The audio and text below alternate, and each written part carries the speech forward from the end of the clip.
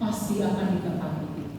Kalau kita berjanji sama teman, mungkin banyak sekali yang berjanji kolik atau orang kan? Janji melulu.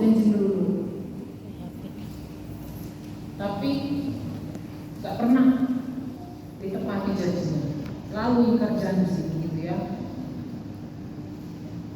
Tapi kalau orang percaya, harus percaya kepada janji Allah. Itulah spiritualitas janji. Dan spiritualitas janji Allah itu harus berpijak kepada ketaatan dan kesetiaan. Kalau kita percaya kepada janji Tuhan, maka kita harus tetap setia dan percaya. Walaupun pada saat itu tidak mungkin,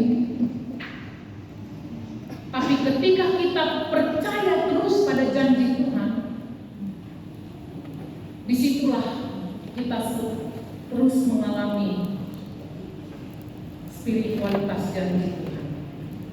Ya, apalagi soal keturunan ini, di sini saya lihat ada beberapa orang tua.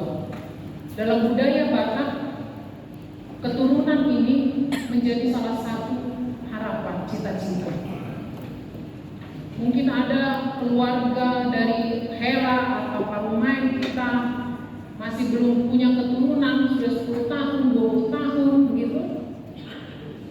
Sudah program sana sini, sampai ke luar negeri, sampai dokter yang terbaik, belum juga dikaruniai keturunan.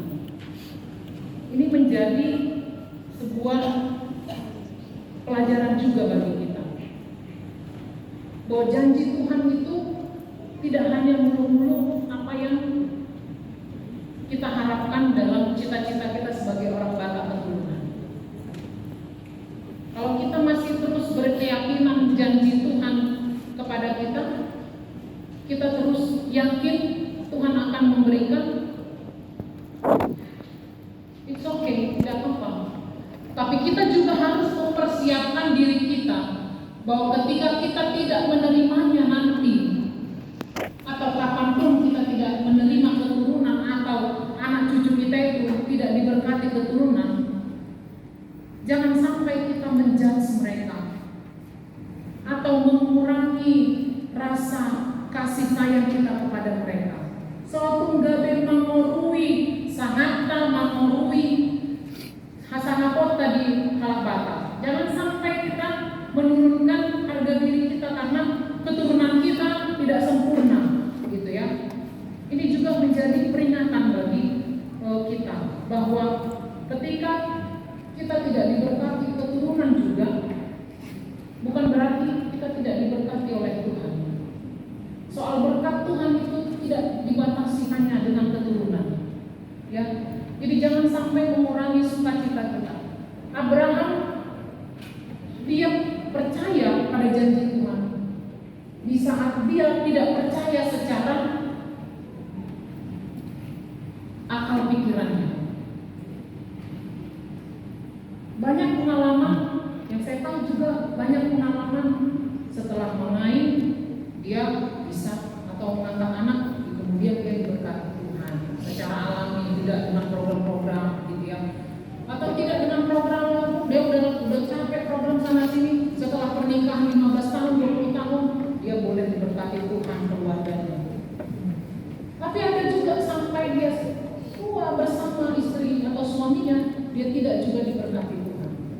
Ini kita harus menjadi dewasa dalam iman, bahwa berkat Tuhan itu tidak diukur hanya dalam hal keturunan, punya keturunan atau tidak punya keturunan. Kita belajar dari Abraham bahwa ketika dia tetap percaya di tengah-tengah situasi yang tidak memungkinkan menurut pikirannya, dia memilih untuk tetap percaya kepada Dia. Ketika kita tidak mencapai cita-cita kita di dalam kehidupan kita atau harapan kita, boleh-boleh saja kita kecewa, kita marah, tapi jangan kita sampai kehilangan iman kita, kesetiaan kita kepada Tuhan. Itu nomor itu yang paling berharga.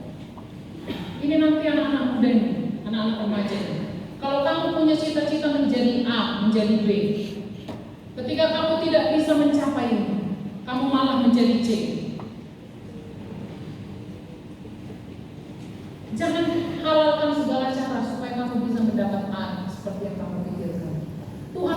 banyak sekali cara.